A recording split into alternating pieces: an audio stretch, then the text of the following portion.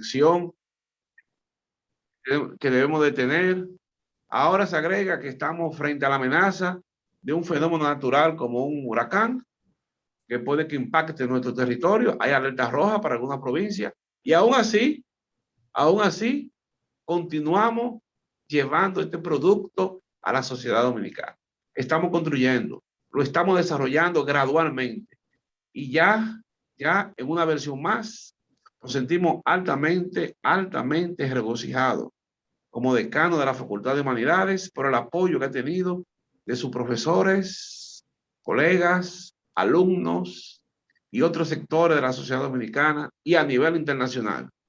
Así que frente a esta magia de la comunicación digital, estamos haciendo este aporte, trazando puentes para que el conocimiento fluya y se ponga al servicio de todos nosotros. Bienvenidos y bienvenidas a otro diálogo literario internacional. Disfruten de esta magnífica presentación. Muchísimas gracias, doctor Bravo. Para nosotros es un placer tener, no solamente un placer, un orgullo como universitarios, tener el apoyo de nuestras autoridades, de nuestros amigos. Doctora Margarita Asensio, tiene usted la palabra para que nos hable de su experiencia en el área de la investigación para la Universidad de Almería, de la cual usted forma parte. Bienvenida a esta versión número 25 del Diálogo Literario Internacional. Daremos rondas, esa es la dinámica de trabajo, en esta vez de 10 minutos y luego entonces 2 rondas de 10 minutos o 3 y al final entonces recogemos un poquito y le daríamos participación a nuestro público por si tienen alguna inquietud que quieran externar a ustedes como invitadas, panelistas de este diálogo literario internacional. Doctora Asensio, este espacio es suyo. Pues muchísimas gracias por la invitación en primer lugar. Creo que se me oye bien, ¿verdad? Me he puesto el micro. Sí, perfectamente. La verdad que la pandemia, si algo ha traído bueno, que no han sido muchas cosas, pero si algo ha traído bueno es poder, precisamente poder tener este tipo de diálogos desde el punto de vista internacional, porque ha provocado que nos abramos muchísimo más al mundo, lo que creo que es de las pocas cosas positivas que nos podemos quedar con ella. A la pregunta que me hace, la profesora Gómez López Nieves, que es la responsable del grupo de investigación en el que estoy, que es Educación, Cine y Cultura Oral, y luego también dirige el Centro de Patrimonio Inmaterial de aquí de Almería y Fronterizo. Se lleva trabajando, y yo me incluí también en el grupo, se lleva trabajando con ahínco en la recuperación de la tradición oral, porque no cabe duda que es parte indispensable para conocernos, es nuestra identidad. En mi caso particular, introdujimos, digamos, una línea nueva, pero al mismo tiempo muy necesaria en un lugar como es Almería. Yo no sé si los presentes saben algo de nuestra ciudad, de nuestra provincia, pero... Sí, algunos de los que estamos aquí sí ya conocemos Almería por los congresos del Letra y ya no te interrumpo más. Sí, no, bueno, pues sobre todo es porque por nuestra situación, bueno, ya sabemos que España no ha sido precisamente un país de inmigrantes, sino a partir de los años 80, y sin duda el primer punto de entrada o donde más inmigración hay ahora mismo, o migrados hay en España, es precisamente en Almería. Desde mis líneas de investigación, desde la didáctica de la lengua y la literatura, pues lo que he intentado trabajar siempre es lo que yo llamo el no pluriculturalismo, ¿no? El poder permitir a la gente, y sobre todo a las niñas y a los niños que vienen de fuera, poder aceptar su propia identidad, que en muchos casos se ve, choca muchísimo con el país receptor. Especialmente España, especialmente Europa, ya sabemos, europocentrismo. ¿Qué pasa? Que muchos de estas niñas y niños que vienen a los colegios, sobre todo, el tema de la inclusión, pues no voy a decir que sea un problema, no es que sea un problema, es que a veces se tiende a una homogeneización, olvidando que hay que trabajar también su propia idiosincrasia, su propia identidad, para ir formando a partir de ella también una identidad en acogida. Digamos que eso es lo que he intentado trabajar. Es verdad que sobre todo en la línea árabe, por mi propia formación, bueno, como decía el profesor Juan Rivera en su presentación tan generosa que ha hecho conmigo, claro, soy también una persona formada en filología árabe que ha vivido en el mundo árabe. No lo conozco de pasada, sino que he vivido. De hecho, mi pareja, mi hijo, es también fruto del encuentro cultural. He trabajado mucho en esa línea, además porque en España hay una conexión inexorablemente necesaria a la que no podemos renunciar, como es al andaluz, que ha sido bueno, un punto de encuentro además cultural, ¿no? Siempre se ha puesto como ejemplo de las 3 culturas de convivencia, ¿no? Y un poco esa idea, recuperarla, ver los puntos de unión. Y bueno, la tradición oral lo que tiene sin duda es que dentro de nuestras propias idiosincrasias hay más universalidad y puntos de contacto que de desencuentro. Personalmente, por la zona donde he vivido, que es Oriente Medio, bien, tendí mucho más a la tradición oral jordana, palestina, encontrando una riqueza muy aprovechable dentro de la formación de nuestro alumnado, donde podían trabajar otras culturas también, ¿no?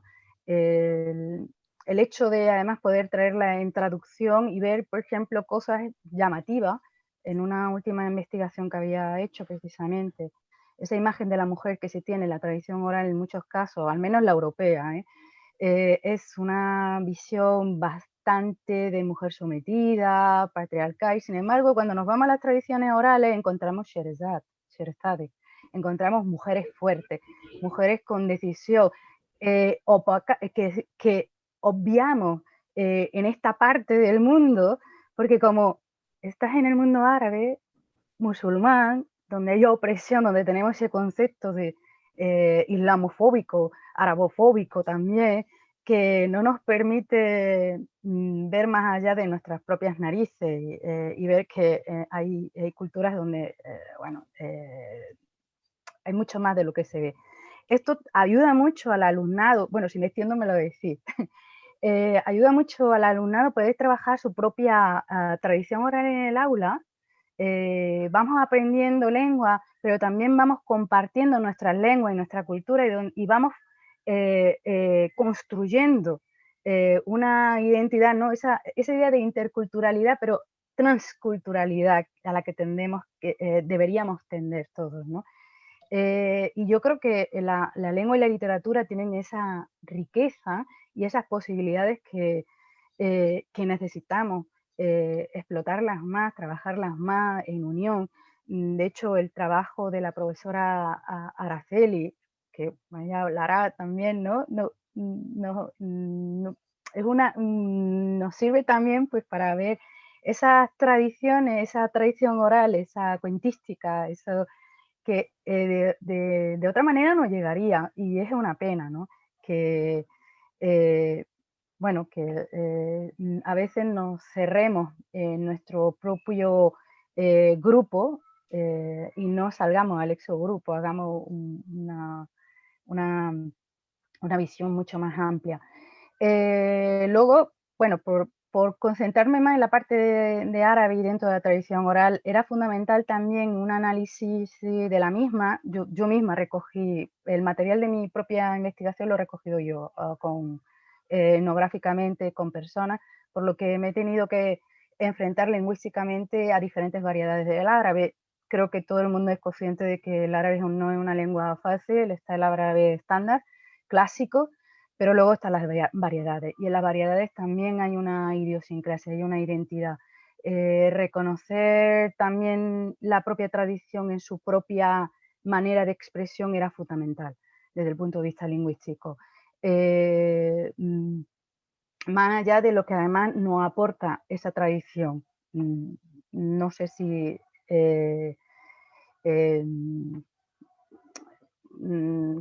un ejemplo pues sería el hecho de transmitir cuentística palestina. Es que ya no es solo lo que se dice, lo que se cuenta, sino cómo se dice. incluso la propia apariencia. Yo recuerdo que en el caso, incluso cuando iba a hacer la entrevista, que por lo general suelen ser mujeres las depositarias activas, en este caso suelen ser mujeres. He tenido hombres. Lo que pasa es que los hombres tienden a ser más lo que en árabe se llama hakawati, ¿no? Como más formales, más profesionalizados, mientras que las mujeres están en el hogar, que en realidad son las mejores narradoras, porque tienen desarrollado ese don de la escucha. No es solo hablar, sino además escuchar. Y me recibían con sus vestidos, con sus elementos palestinos, ¿no? En este caso, como signo también de su propia identidad. Te voy a contar, pero te voy a mostrar también quién soy. Eso me parecía un elemento que en las investigaciones no se alcanza a poder expresar, ¿no? En la parte humana de la investigación también. Bueno, no sé si me estoy extendiendo demasiado. No, no le escuchamos, Juan. A eso no le escuchamos. El micrófono. Sí. No, está el micrófono apagado del ordenador. Pongo mi micrófono. Ahora sí me escuchan. Sí, perfecto, ahora. Disculpen. Mira, estoy escuchando atentamente y incluso me puse unos auriculares para escuchar mejor, porque creo que de eso se trata, de escuchar. Mira, Margarita, tú hablaste de algo interesante, abordaste el tema de la transculturalidad, pero sobre todo, me parece interesante, y eso sí yo quiero, te voy a dejar que seas tú quien lo maneje con Araceli, el tema de los puntos de coincidencia que hay entre lo que ustedes hacen y lo que hace Araceli en cuanto a trabajo con la tradición oral, con lo folclórico, ese acercamiento a la gente. Eso es parte fundamental en las investigaciones que ustedes manejan, pero sobre todo después. Vamos entonces a abordar la parte que tiene que ver con el método de recopilación de información. Pero por ahora, Margarita tiene 3 minutos más, entonces Araceli conecta con lo que tú estás diciendo. Bueno, pues por continuar diciendo que desde las investigaciones que estaba haciendo, que también estaba en la parte de análisis crítico del discurso, sí, lo que lo había comentado, que también he estado, de hecho, últimamente es lo que más estoy trabajando, en el tema de la representación de los refugiados y las refugiadas en lo que es la prensa en España, con la llamada crisis humanitaria de 2015. Me interesaba particularmente también con la unión de la tradición, porque, y estos son trabajos que están realizando, se está realizando también como podemos sanar, especialmente a la infancia, el poder ellos expresar y contar qué es lo que le está sucediendo. Ahí también tiene un punto importante la tradición oral, es que también ayuda a poder sanarnos. Tradiciones nuevas o historias nuevas, ¿no? Historias de vida también, el poder contarnos, poder expresar qué es lo que están viviendo, esos traumas que están viviendo y cómo el hecho de contar cuentos le ayuda también a sanarse. Bueno, en líneas generales es lo que, como verán, me centro mucho en la parte educativa y sobre todo en lo que es la parte de acogida aquí en los centros almerienses y por extensión españoles y el mundo, quien quiera. Quiero decir, la idea de poder incluir, pero teniendo en cuenta quiénes somos. No, es que muchas veces cuando hablamos de inclusión o de adaptación, sobre todo idea, se tienen que adaptar, no, perdón, no hay que adaptarse, no hay que renunciar a lo que somos. Una cosa es la inclusión y otra cosa es la adaptación. La inclusión significa que nos aceptamos nosotros para poder aceptar al otro también. Que eso muchas veces, yo lo veía con muchos niños, sobre todo niños y niñas inmigrantes de origen marroquí, cuya lengua claro, no es vista como una lengua de cultura, provienen de Marruecos, claro, una zona pobre, se estigmatizan ellos mismos y se genera un efecto nocivo y es no querer hablar la lengua materna, la lengua familiar. Eso es horrible porque es mutilar su propia parte identitaria que viene en la lengua. Si no es guetizarte, no es quedarte en tu grupo solo y exclusivamente, es poder aceptarte quién eres, como eres con tu lengua de casa, y poder también llegar a la otra. Bueno, en fin, el poder hacer ese trabajo lingüístico, inclusivo, y la literatura, sin duda, a mí la parte de literatura de tradición oral, los cuentos de tradición oral, el compartir las tradiciones ha supuesto un enfoque y una manera en el que ellas y ellos pues han podido mejorarse para poder entrar en la sociedad, y también la sociedad de acogida ver lo que hay, porque esto al final es multidireccional, no es solo uno que llega, se adapta y ya está, sino que además es todo. Por eso hablaba de transculturalidad, ¿no? La interculturalidad para luego hacer una trans, para ir más allá. Margarita, yo no voy a decir mucho hoy. Hoy sí que me voy a callar. Pero parece ser que tus trabajos, los trabajos de tu centro de documentación, tienen también un fin utilitario importantísimo. Pero esa parte la vamos a ver después. Doctora Araceli Campo Moreno, tiene usted la palabra. ¿Qué tal? Buenos días a todos. Muchísimas gracias por la invitación. Concuerdo con ustedes que es importante la interacción, ¿no? No solamente entre académicos, sino entre países. Uno vive prácticamente encapsulado, ¿no?, en su propia universidad y así, con sus propios amigos, sin ver lo que hay más allá. Así que de verdad agradezco mucho la invitación y es muy interesante lo que estás haciendo, Margarita, así como que me causa una gran alegría, porque de alguna manera como que nuestras profesiones están más o menos emparentadas, ¿no? En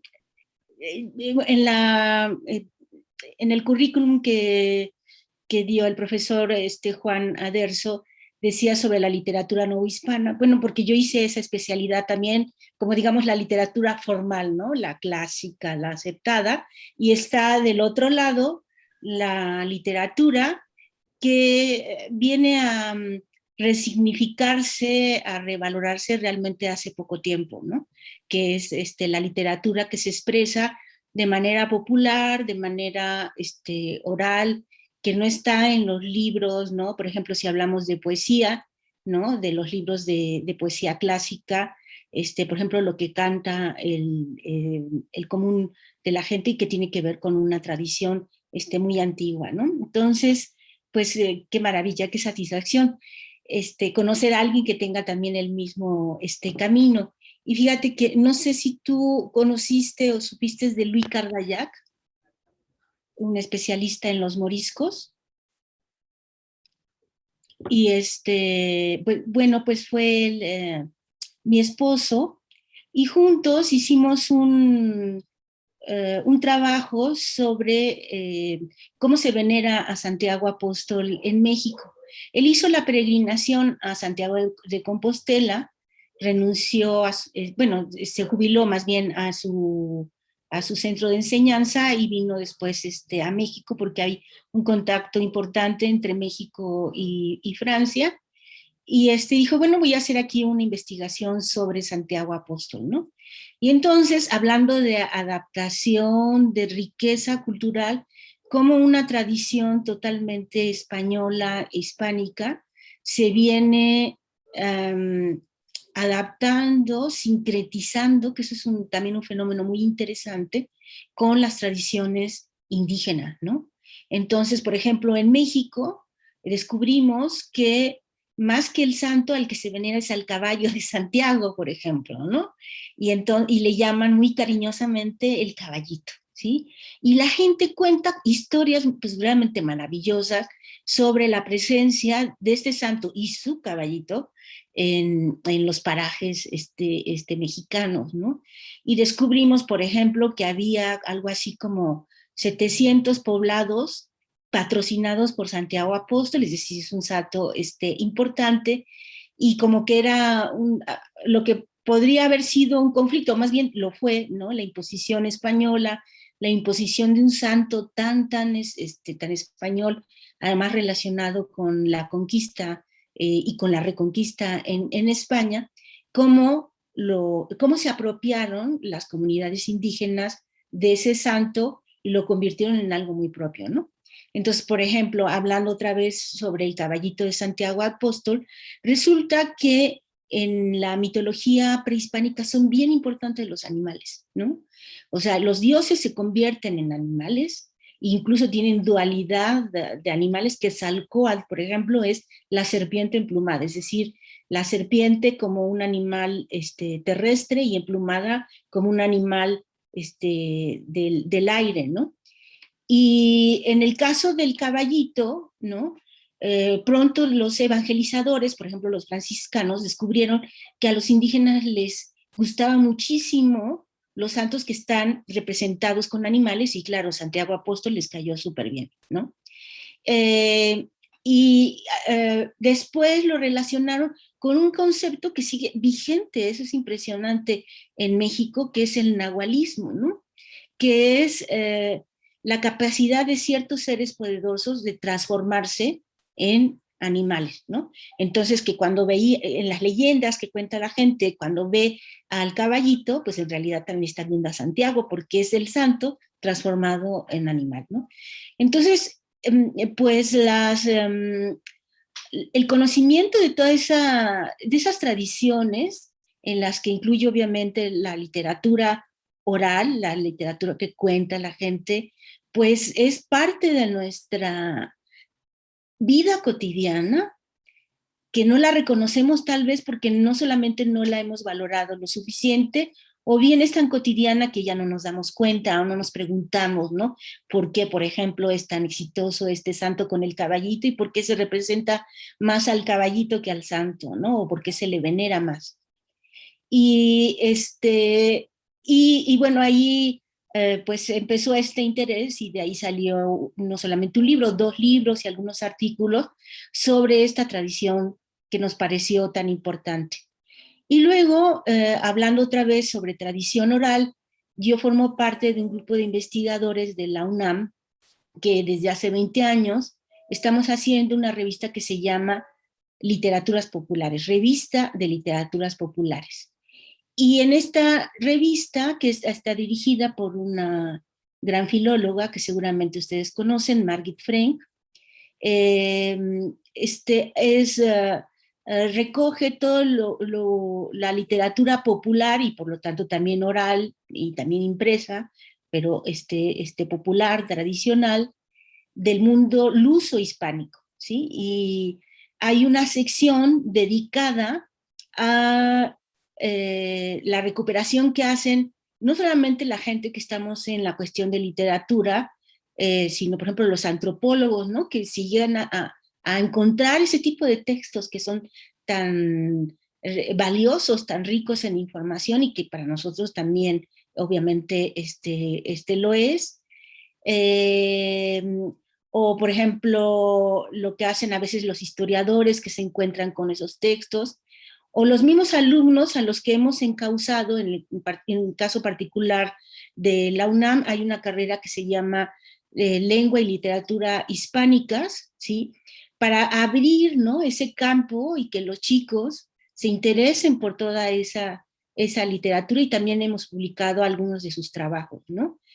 Y bueno, no sé también si sepan, pero en México se hablan alrededor son 66 lenguas indígenas, ¿sí? Y también hemos publicado, con su debida traducción al español, lenguas, no sé, sobre todo en náhuatl, que es muy, muy importante en México, algunas cosas en maya, en cora, huichol, ¿no? O sea, pues insisto, pues parte de nuestra multiculturalidad, ¿no? O sea, y que va hacia lo que tú también decías, Margarita, ¿no? O sea, ustedes reciben ese mundo musulmán tan rico, bueno, desde hace siglos, ¿no? Ahora en particular en una crisis, y cómo las culturas se alimentan de otras culturas, ¿no? Yo creo que eso es lo más valioso que se puede ver, ¿no? Que hablando de esto que decía yo, nos encapsulamos, ¿no?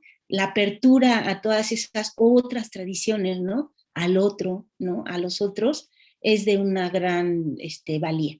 Y también, curiosamente, acerca de lo que decías de cuando vas a entrevistar a las mujeres, sí, pues sí, las mujeres son las que más tienen esa tradición, ¿no?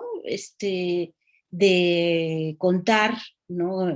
Cosas que suceden a ellas, a su familia, a su comunidad. Y nuestra experiencia con mi esposo Luis Cardaya fue, la gente le encanta, ¿no? Que vayas a las comunidades a hablar con ellas. O sea, ya de repente estábamos en la casa tomando cafecito, platicando como si fuéramos los grandes conocidos, ¿no? Y hay una gran recepción. Vamos, hay una gran necesidad también de parte de las personas que entrevistamos de hablar sobre sus tradiciones y de repente además nos descubrían secretos, ¿no? Como por ejemplo en una comunidad de origen otomí tienen escondida una pequeña escultura de Santiago Apóstol muy antigua, ¿no? Y está escondida bajo las faldas, la túnica del santo Santiago principal, ¿no? Que se venera en la iglesia, ¿no? O, por ejemplo, ver con esta cuestión de que los santos son entes vivos y además relacionado con el nahualismo, pues que al caballito le ponen un plato de maíz, un cántaro de agua, no, pues para que se siga alimentando. Entonces son cosas, o sea, a lo que voy es que es importante conocer todo eso como tradición literaria y como tradición de culturas, y además cómo lo alimenta uno, ¿no? O sea, cómo se queda uno con una gran satisfacción de haber conocido a toda esa gente y todo lo que pueden dar y que lo dan además con mucho gusto, con mucha generosidad. No te escuchamos otra vez. Mire, yo definitivamente creo que resulta tan enriquecedor compartir estas vivencias, pero sobre todo, doctora Campos Moreno, eh, la pasión con la que realmente ustedes hacen este trabajo, que es un trabajo de investigación, pero que no deja también de ser un trabajo humanizante, humanizador. El contacto con la gente, las experiencias, compartir esas experiencias, realmente yo sé que a ustedes como investigadoras las llena de satisfacción. En el caso, por ejemplo, de hablar de la tradición oral, del folclore, creo que también es un punto coincidente y por eso también la coincidencia entre usted, doctora Campos, con Lady Torres, que tiene años trabajando también en Chiriquí, en su comunidad, el folclore, la tradición oral.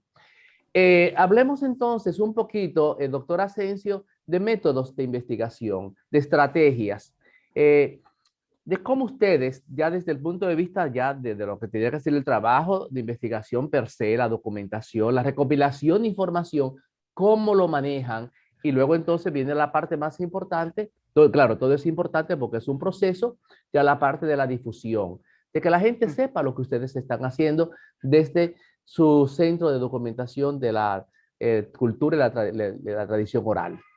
Sí, dentro del CEPIAD. Bueno, pues yo creo que en esto vamos a coincidir tanto la doctora Araceli Campos como yo, que es básica la etnografía, el elemento etnográfico, ¿verdad? Sí.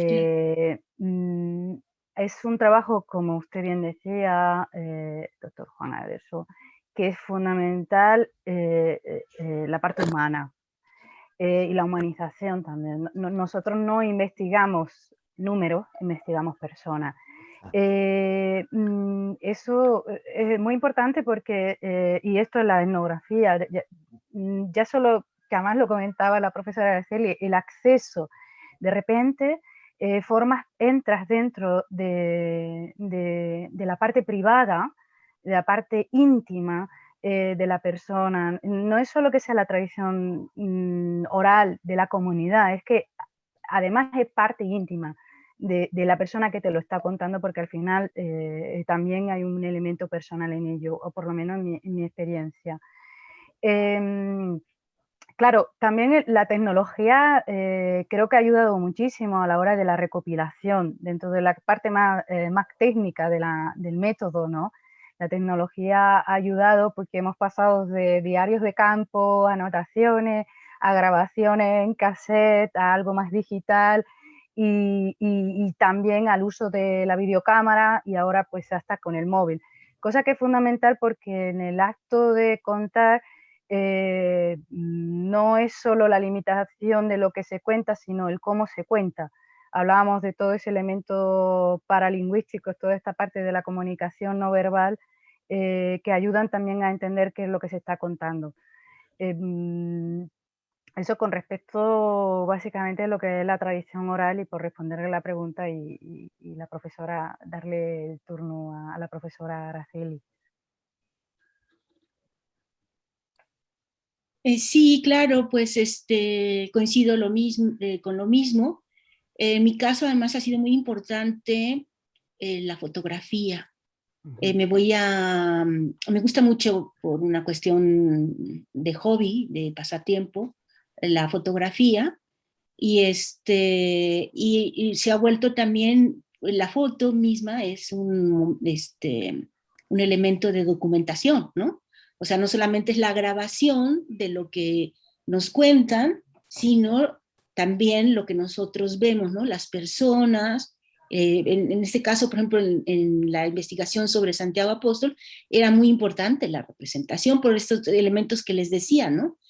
Por ejemplo, no es lo mismo describir que en las comunidades visten al santo según la costumbre de esa comunidad, ¿no? Y entonces, por ejemplo, en las comunidades donde hay mucha tradición de la charrería, ¿no? Pues le ponían un súper sombrero, ¿no? Y bueno, casi pistolas a Santiago Apóstol, ¿no? O si era una zona calurosa como Yucatán, pues entonces la vestimenta era de una tela ligerita, con guarachitos, sandalias, ¿no? Entonces, es importante también ver, no solamente escuchar.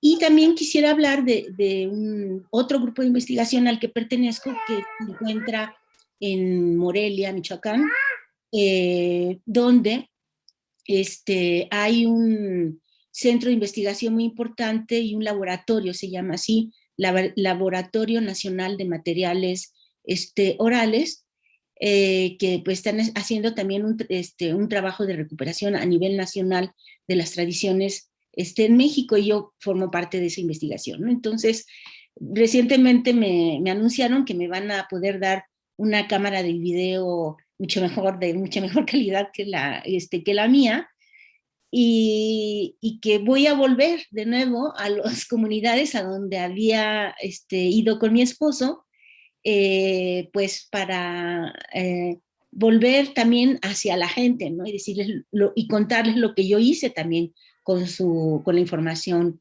que nos dieron.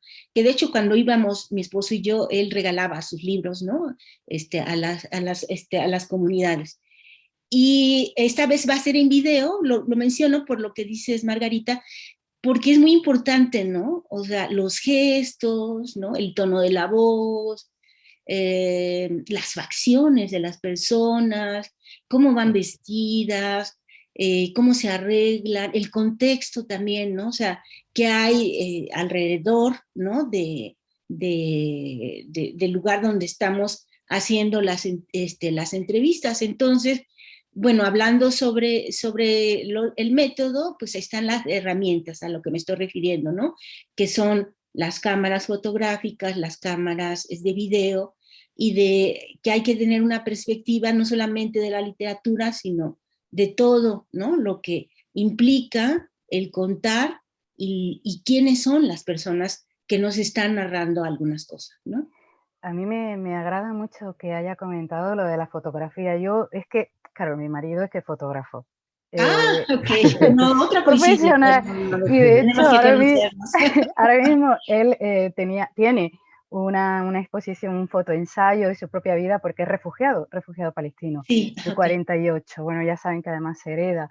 Y él, esa parte fotográfica la tenemos también porque además él mismo lo que ha hecho es narrar su propia historia personal a través de fotografías personales de los campos en el campo de refugiados donde se ha criado, de su propia familia, mostrando.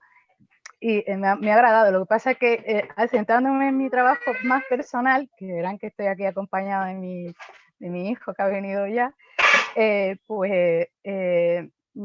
claro, yo me centro más en la parte más de vídeo, etcétera, porque luego ponen el análisis.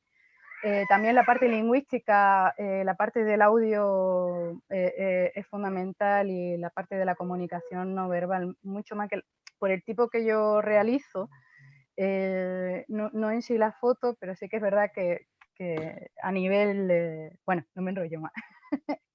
me ha agradado que lo dijese.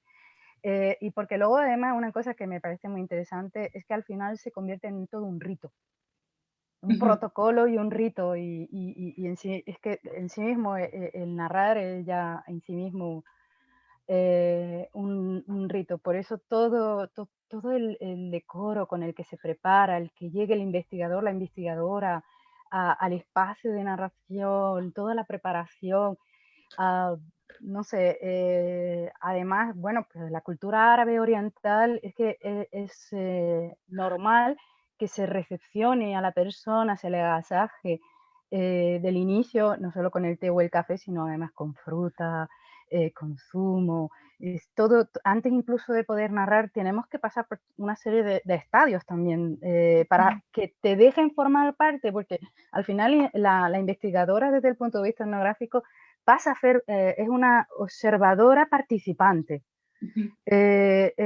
Por tanto, no aceptar todas estas cosas también iría en detrimento de la propia investigación, ¿no? Entonces hay que formar parte del propio escenario, ¿no? No sé, o así lo veía. En mi caso particular, además, con la cuestión lingüística, creo que dos cosas me han beneficiado: ser mujer y poder hablar árabe. Y digo ser mujer porque me ha dado acceso a toda la población, mujer, hombre, especialmente a las mayores, que por la edad y demás, y más en el contexto jordano, es que no hay residencia, entonces están en los hogares, en la parte más íntima, ¿no?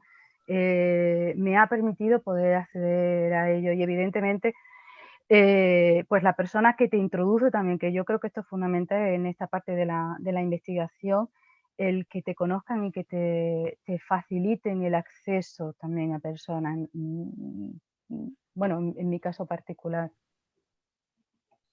Bueno, ahora sí yo quiero preguntar, si me permiten, porque la verdad que hoy sí se ha demostrado que en este espacio las mujeres tienen la palabra y son las protagonistas. Ese diálogo entre ustedes, Araceli, ahora sí te voy a decir Araceli, y entre tú, Margarita, me estoy refiriendo a la doctora Araceli Campos Moreno y a la doctora Margarita Asensio. Esa parte tan humana de que las comunidades que son, digamos, el punto de investigación, el centro de investigación, te permitan el acceso. ¿Cómo lograr esa empatía que es realmente de lo que dependerá fundamentalmente la investigación? Si no se da ese punto de contacto, esa empatía, se haría muy difícil poder ejecutar o llevar a cabo una investigación, porque entonces la comunidad se volvería un poco resistente. Y esa parte, en el caso tuyo, Margarita, me parece que ya tú lo tienes solucionado, y creo que también Araceli lo ha solucionado por la experiencia, es decir, ustedes son investigadoras con experiencia. Ahora, dos cosas que a mí me parecen fundamentales. Araceli dice, volver a la comunidad para decirle lo que se investigó, lo que se escribió sobre ellos. Creo que no muchos investigadores hacen eso. Y segundo, ¿cómo hacer justamente, si se puede, porque todo tampoco es una fórmula, cómo hacer para que las comunidades que van a ser el centro de la investigación te permitan acceder a ellos, ser parte de incluso de su comunidad, como tú acabas de decir, Margarita? Así que la pregunta está abierta para las dos, para ver entonces cómo estas experiencias de ustedes nos pueden servir a nosotros como nobles investigadores.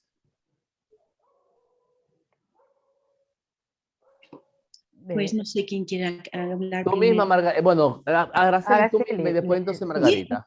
Sí. Pues nosotros éramos hombre y mujer y eso también ayudó, ¿no? Ok. Porque hay ciertas regiones, por ejemplo, problemáticas, ¿no? Entonces sí era importante que yo no fuera sola, ¿no? Que eso también es, no hay que idealizar también, ¿no? O sea, que llegas y en cualquier lugar van a recibirte bien, ¿no? Hay que conocer más o menos el contexto, ¿no? Incluso político del lugar o de la región en la que vamos a trabajar. Eso es importante. Entonces, y al mismo tiempo el que yo estuviera acompañando a mi esposo, que fuéramos una pareja, ¿no? O sea, no causábamos mucha desconfianza. Exacto. Y él era una persona con una gran habilidad para contactar con el resto de la gente, ¿no? No solamente por una cuestión de trabajo, es decir, ya era una cualidad que él tenía. Entonces se ponía a hablar con la gente y entonces ahí surgía pues, ¿no? Esa relación. Y luego en otros lugares llegamos a ir a lugares donde no había ningún... Bueno, perdón, otra cosa que también ayuda es que siempre hay que contactar con los personajes, digamos, básicos de una comunidad. Los líderes, básicamente. El líder. Cada comunidad El tiene su líder. médico, Sí. bueno, en el caso, por ejemplo, del culto a Santiago Apóstol, pues las cofradías son muy importantes en México, ¿no? Los sacerdotes también, incluso más las cofradías que los sacerdotes, ¿no? Porque la gente se apropia del culto del santo y de las iglesias, ¿no? Al grado de no dejar entrar al padre si no quieren, ¿no? En ciertos lugares, ¿sí? Los maestros, ¿no? Que son también receptores de gente y de información. Y nosotros fuimos muy atrevidos porque llegamos a veces a lugares en donde no había contacto con nadie, no sabíamos dónde estaba el maestro, pero pues tuvimos mucha suerte e insisto, creo que la gente tiene, sobre todo yo creo que en esta época tan problemática, y no me refiero a este año, sino digamos a una sociedad a veces tan deshumanizada, pues la gente tiene mucha necesidad de hablar, ¿no? Y de contar cosas. Por ejemplo, recuerdo haber llegado a un poblado, sí, y lo primero que notamos es que había mucha policía militar, ¿no? Y estaban, por cierto, jugando fútbol, ni siquiera estaban así haciendo guardia, ¿no? Y entonces contactamos con un miembro de la cofradía y no le gustó mucho la idea, pero lo fue a consultar con los otros miembros de la cofradía. Y mientras estábamos esperando en nuestro coche, y de repente vi que nos rodearon, ¿no? Y entonces, yo muy ingenuamente me salí del coche, ¿no? Y empecé a platicar con la gente, ¿no? Y entonces, bueno, lo que pasa es que había habido un conflicto muy fuerte. La que guardaba la iglesia tenía dos hijos que habían matado a otras personas por un asunto de tierras, porque hay lugares en donde todavía hay unos conflictos de tierras terribles, ¿no? Y tenían cerrada la iglesia. Y por eso estaba la policía militarizada ahí. Pero, insisto, era tal la necesidad de narrar que, bueno, nos abrieron la iglesia nada más para que nosotros la viéramos, ¿no? Entonces, pues yo creo que, bueno, hay que tener sí estrategias, no hay que ser ingenuos, pero yo creo que uno transmite, ¿no? El gusto por lo que está uno haciendo y eso nos ayudó muchísimo, ¿no? Y en ese lugar salimos de grandes abrazos, ¿no? Con la comunidad que al principio pues se desconcertó muchísimo por nuestra presencia porque había un contexto de violencia terrible, ¿no? Entonces, yo no sé si ahorita, porque ahorita tenemos en México un problema muy fuerte de narcotráfico, podría ser en las mismas condiciones, ¿no? Entonces, a los jóvenes investigadores, pues sí, hay que investigar hacia dónde se va, con qué tipo de personas se va a tratar y tratar de hacerlo pues con mucha pasión y alegría porque eso se transmite y eso abre puertas también, hasta las puertas de las iglesias cerradas, ¿no? Solamente abiertas para nosotros. Eso fue maravilloso, ¿no? Así de conseguir las llaves en ese momento y les vamos a abrir la iglesia. Bueno, yo creo que esto es lo que se llama un verdadero diálogo. Mi amiga y colega María Ramos Mellares desde Perú dice, Margarita y Araceli, mujeres extraordinarias que se complementan también con sus parejas y expresan con orgullo el aporte de sus compañeros hombres. Un comentario realmente conmovedor. Agradezco la presencia de mi maestro, mi amigo, el gran hispanista Cristian Wenceslao, que nos acompaña en este 25º Diálogo Literario Internacional. Margarita, hay algo que es fundamental en la investigación documental, sobre todo de la tradición oral. Ya Araceli dijo que ella vuelve, bueno, han vuelto a las comunidades investigadas y le dicen lo que han hecho. Y eso me parece un elemento interesante porque realmente en mi experiencia muy pocos investigadores lo hacen. En el caso del Centro de Documentación de la Universidad de Almería, donde trabajan básicamente y tenemos una jornada programada para noviembre sobre literatura oral, docencia, cine, con la doctora Nieves Torres.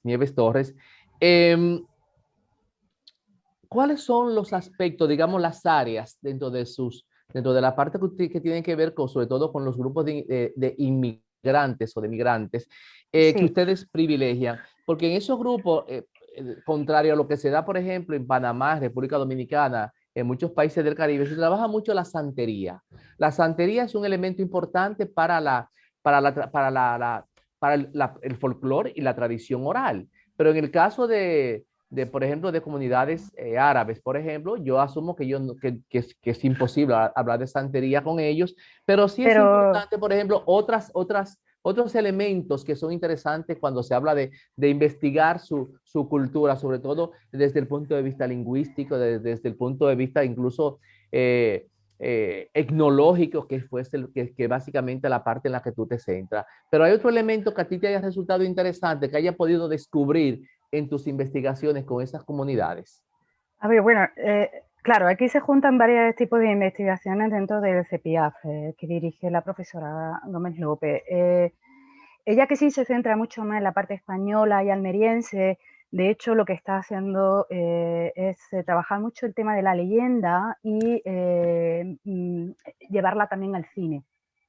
Está trabajando mucho la parte cinematográfica, entonces una forma de transferencia y de trascender la propia investigación y devolvérsela a quien se la ha contado es llevarla a la pantalla. Es uno de los mecanismos. Es verdad que también la publicación en papel de todo lo que es el corpus de cuentos, mitos, leyendas, en fin, de todas las tradiciones que se han ido recogiendo, poder ponerlas por escrito. En mi caso particular, también, bueno, yo es que quisiera hacer una puntualización con respecto a lo que había comentado la profesora Araceli de acceso a las comunidades, sí, porque creo que es necesario. Yo no he ido con mi marido, de hecho mi marido vino después de todo mi proceso de investigación y además yo siempre he ido sola. Y lo digo, además me he centrado sobre todo en Jordania. Yo no he tenido nunca, además no he sentido ni miedo y me he podido mover con plena libertad en el país, del que lo siento como una segunda casa, en general Oriente Medio, aunque por desgracia las circunstancias no sean las mejores allí, os puedo asegurar que donde yo me he movido, he vivido en Damasco, he vivido en Amman, incluso en Alejandría, en el Cairo. Hombre, a lo mejor hay más, el Cairo más peligroso, pero donde he estado me he movido sola, con libertad, tranquila.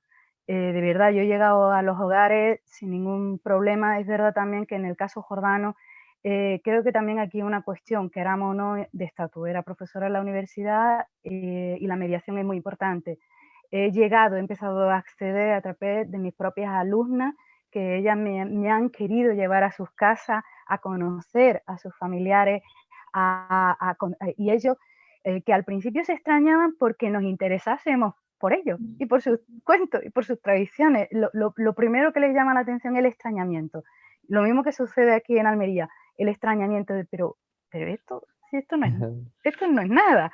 No valoran a lo mejor la fuerza que tiene la tradición oral.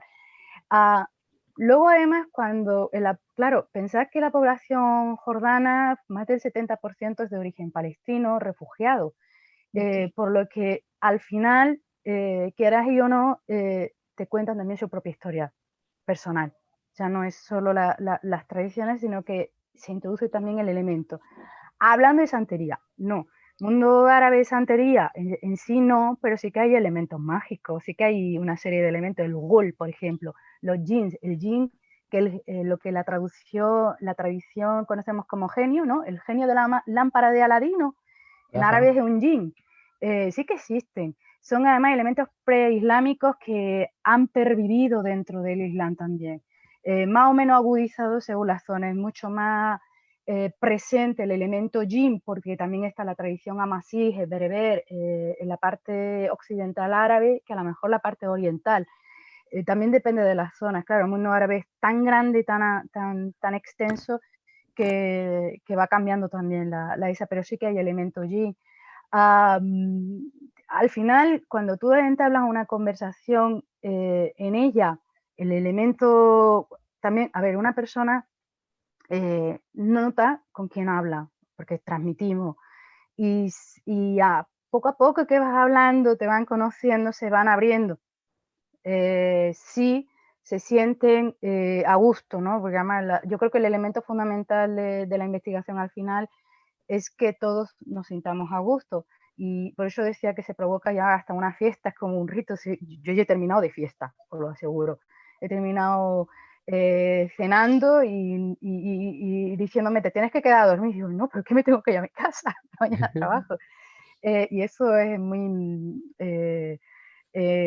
bueno, elementos que también se van juntando, etc. No sé si he respondido a tu pregunta, Bueno, porque ya me he emocionado hablando de otras cosas mira, que... alguien me le comentó el otro día a Ladies que yo tenía un estilo jacarandoso, lo cual yo no sé si es malo o es bueno, pero yo sé que sí, que me gustó el término. Y me parece que tu estilo también es bastante jacarandoso, pero sobre todo lo importante es sentirnos a gusto. Mire, ya estamos muy acostumbrados al rigor académico, al rigor universitario. Creo mucho en el rigor porque yo soy riguroso y ustedes también, pero cuando lo hacemos de esta manera, realmente resulta muy, pero muy agradable. Doctora Campos Moreno, ¿qué le parece a usted si nosotros a nuestros seguidores le ofreciésemos en este momento algunas cápsulas, digamos, para que les permitan tener una idea para enfrentar o iniciar de alguna manera nuevos proyectos de investigación y no quedarnos solamente en lo de siempre, en lo que ya se sabe, sino innovar un poco, porque yo creo que de eso se trata también la investigación, de innovar. Yo acabo de ser, y es una información que quiero compartir con ustedes, yo acabo de ser designado director de investigación de mi facultad. Tenemos una línea de investigación, pero yo soy ambicioso, entonces yo quiero ampliar esas líneas. ¿Qué ustedes recomendarían a los nuevos investigadores para que inicien proyectos interesantes? Uy, me pone difícil. No resulta fácil. Yo por mi parte diría que el primer punto es observar. Observar qué se necesita, qué necesita la comunidad, qué necesita la sociedad, qué necesita, La necesitamos. academia. ¿Qué necesita la academia? Pero con un fin siempre. esa parte humana yo es que no la puedo olvidar. Tenemos que pensar en qué podemos nosotros, desde nuestra investigación, ofrecerle a nuestra comunidad y por extensión a todas las comunidades. Bueno, yo creo que estoy completamente de acuerdo contigo. No sé si la doctora Campos está de acuerdo con esto o quiere agregar algo más. Sí, pues siempre se puede hacer algo nuevo, hay que tener pues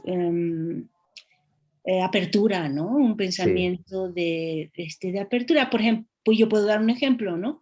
Yo últimamente he estado muy estudiando las crónicas franciscanas. Los franciscanos fueron los primeros que llegaron a México a la evangelización y entonces tienen un contacto de primera mano, ¿no? Con los indígenas. No es cualquier cosa y hay autores como, cronistas como Sahagún, que, bueno, hacen cosas maravillosas, como el Códice Florentino, en fin, ¿no? Pero esas crónicas, que son, digamos, documentos históricos, que están dentro de, digamos, los parámetros clásicos, casi sí, o sea, los que los han estudiado son sobre todo los historiadores, ¿no? Entonces, yo lo que hice fue tomarlos, pero no como historia, sino como literatura, ¿no? Entonces, encontré cuentos dentro, ¿no? Anécdotas, una retórica también para contar. Es decir, que aún en los temas clásicos, ¿sí? Lo importante es la mirada, ¿no? O sea, cómo puedes abordar algo para decir otra cosa diferente, ¿no? Y claro, por ejemplo, en el caso, mi primera investigación fue los textos mágicos de la Inquisición, ¿no? Yo puedo decir que hay profesores en mi facultad que eso no lo consideran literatura, ¿no? Claro, no es la gran literatura, pero también es una literatura de tradición, bueno, oral y escrita ¿no? Desde que el hombre existe. Entonces, atreverse, ¿no? Atreverse a ver qué sale, ¿no? A lo mejor no es lo que buscábamos, a lo mejor es un fracaso también, ¿no? Tampoco hay que idealizar, ¿no? Pero hay que atreverse a tener otra mirada y aún lo clásico puede dar material interesante, ¿no? Y seguimos entonces creciendo, ¿no? Y enriqueciendo nuestras miradas, en particular a la literatura, ¿no? Pero puede ser a otras áreas.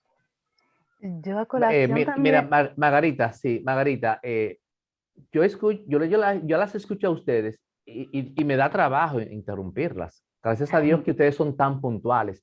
Pero ¿y si se fracasa en algún momento en ese proyecto de investigación que queremos ejecutar? Entonces, ¿qué hacemos? ¿Quedarnos con los brazos cruzados o aprovechar la experiencia del fracaso para hacer otra cosa diferente? bueno, es que primero habría que cuestionarse qué es la cuestión de fracaso, porque no siempre es un fracaso, sino un aprendizaje. A veces lo que te da es la posibilidad de crecer dentro de la investigación. Exacto. Yo hay una cosa que quería también comentar, pues porque lo lleva mencionando, pero no puedo dejar de decirlo, desde el CEPIAS, del Centro de Investigación de Patrimonio Inmaterial, y el Grupo ECO de Educación, Cine y Cultura Oral, ¿no? Que lleva la profesora Nieves Gómez López, es sobre todo cómo también, a ver, ¿qué se necesita? El cine.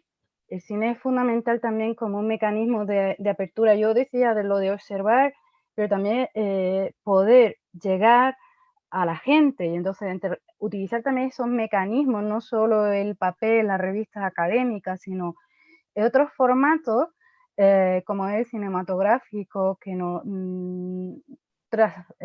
nos acerca también a otras nuevas miradas y otras nuevas formas de entender el mundo de la gente joven que va llegando, que también es más digital que nosotros. Bueno, pues eso también es fundamental dentro de la investigación.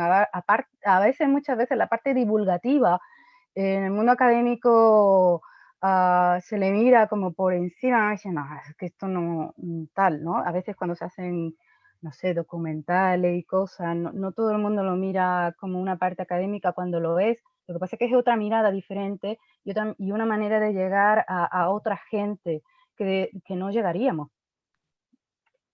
Sí, y en el caso de Almería, aprovechan mucho las leyendas, Sí. el folclore popular para incluso, en el caso de Nieve, para hacer cine. Nosotros tenemos, y entiendo también, Araceli, que México es un país lleno de leyendas, con leyendas de todo tipo. En el caso nuestro, también tenemos algunas. La más popular de las leyendas dominicanas es justamente la leyenda de la ciguapa. No sé si ustedes conocen un poco de eso y que en algún momento posible, bueno, creo que se hizo un documental sobre la ciguapa. La ciguapa es una especie de mujer, es una mujer hermosa con el pelo largo hasta la cintura más, pero que camina entonces al revés, los pies son para atrás. Entonces, eh, hay novelas sobre la ciguapa, entonces es un elemento, porque la ciguapa es una especie de ser mágico religioso. Que de hecho, esa de paso, como leyenda, no se ha explotado lo suficiente. Miren, yo entendí que íbamos a durar menos, pero la dinámica de este diálogo ha sido tan interesante que nos hemos extendido un poquito. Les voy a dar 3 minutos para que ustedes concluyan algunas sugerencias, algunas ideas y se despidan de este público que con tanta atención y con tanto interés ha escuchado y ha escuchado sus experiencias y sé que valoran en su justa dimensión lo que ustedes han podido compartir con nosotros en este 25º Diálogo Literario Internacional. Vamos a despedirnos con las palabras de ustedes para dejar abierto entonces por 3 minutos si alguien quiere hacer algún comentario. O lo hacemos al revés. ¿Qué ustedes prefieren, Margarita y Araceli? ¿Que el público haga alguna pregunta ahora o la hacemos después? ¿O ustedes se quieren despedir primero? Yo creo que por mi parte lo mismo sería interesante poder escuchar a los presentes. Creo que he hablado demasiado en mi caso personal y me gustaría también poder escuchar a los participantes y preguntas de participantes. Bueno, si alguien del público, entonces, ok, vamos a hacer lo siguiente. Sí. Si alguien del público quiere preguntar algo o hacer un comentario, le podríamos dar 1 minuto para su intervención. Tenemos, ¿sí? Araceli Campos. Sí, dígame. Sí. Ramón Núñez, profesor de la Sí, Escuela de Letras. Ramón Núñez. Aunque aparece el nombre Vladimir Núñez, pero ese es mi hijo, es que la computadora es de él. Eso Sí, le pasa. es suya. Sí. Usted dijo al principio que en México existían unas 66 lenguas indígenas. Me parece que hoy algo así. Sí, señor, sí, señor. Hay tantas tribus todavía activas o vivas en México para que haya tantas lenguas difíciles, tantas lenguas vivas todavía. Sí, no sabría decirle, tendría que buscar la información sobre cuántas, pero es que además hay variantes, ¿no? Por ejemplo, el náhuatl, que es la lengua más hablada. Bueno, mire, lo que sí recuerdo ahorita es que hay 7 millones de personas indígenas en México. Eso ya le da una idea, ¿no? Entonces no sé exactamente cuántas sean, pero si hay 7 millones, ya podrá más o menos imaginarse, ¿no? Sí, algunas son muy pequeñas, otras son mucho más grandes, en fin. No, perdón, no sabría ahorita decirle exactamente cuántas. Pero sí que casi todas las investigaciones que usted, doctora Campos, y su esposo han realizado, la mayoría de esas investigaciones han sido justamente con varias de esas comunidades indígenas, ¿no? No, bueno, es que casi todas estas comunidades son bilingües. Ok, perfecto. No estamos hablando de comunidades en las que nadie habla el español. Ok, ¿no? Perfecto. Entonces, nosotros no nos... o sea, nuestra investigación no iba dirigida especialmente a las comunidades indígenas, sino qué comunidades en México veneran a Santiago Apóstol. Y entonces, por ejemplo, a veces llegábamos a comunidades indígenas, pero hablando totalmente el español, ¿no? Bueno, además, doctora Campos, algo fundamental. Y es que cuando ustedes llegan a una comunidad, ustedes saben exactamente lo que quieren investigar, lo que quieren indagar con esa comunidad en específico. En el caso de ustedes, sobre todo con Santiago Apóstol, ustedes llegan a comunidades específicas donde ustedes saben ya que hay una tradición sobre el apóstol Santiago Apóstol. Claro. Bueno, valga la redundancia, sobre Santiago Apóstol. Margarita, con esto concluimos definitivamente. ¿Qué pasa con esas comunidades que a mí me pareció impactante cuando niegan su lengua materna? Al final, ¿qué pasa? ¿En qué forma contribuyen ustedes como investigadores para un asunto, digamos, que ellos quieran entonces recuperar su identidad? Bueno, es O que no estamos, despreciarla de alguna manera.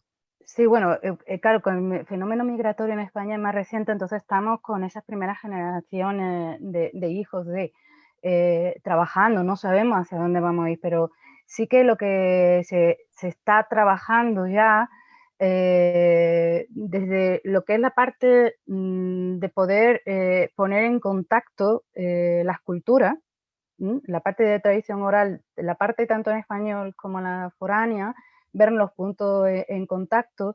En el caso en concreto, además de esos niños y esas niñas inmigrantes, el poder traer a sus familiares en esa lengua, el sentirse valorado, sentir valorar esa tradición en esa lengua, el compartir, porque claro, imagínense que en una clase podemos encontrar 10 comunidades distintas, 10 lenguas distintas, gente que viene de Senegal, gente que viene de Rumanía, gente que viene de Marruecos, el poder escucharse, y también los españoles de Almería, autóctonos, poder escucharse en la lengua originaria, el poder luego trabajarla en la traducción, verse identificado, encontrarse sus puntos en común.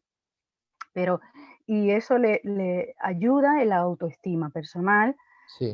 y las ganas de querer también conocerse, conocer la cultura de sus padres. Sobre todo, bueno, también es verdad que como he tenido más acceso a comunidad árabe, no todo, ellos incluso me preguntan, pero habla árabe, ¿y por qué? ¿Y te sientes orgullosa de tus raíces andalusíes y de tus autores? Les sorprende, ¿no? Y dice, sí, sí, yo por eso estudié árabe. Y dice, ah, entonces ya se quedan pensando los pequeñitos y dice, bueno, pues a lo mejor yo también tengo que hacer lo mismo. Entonces, no sé, es Bueno, muy... la verdad que Gracias. parece que tú motivas bastante bien a las comunidades con las que te relacionas. Es el momento de la despedida. Agradecer a nuestras invitadas de diamante, doctora Araceli Campos Moreno, por tan hermosa disertación, por el carisma, Araceli. La verdad que para nosotros como Bastiano es un honor tenerte como invitada. A usted, doctora Asensio, un verdadero placer.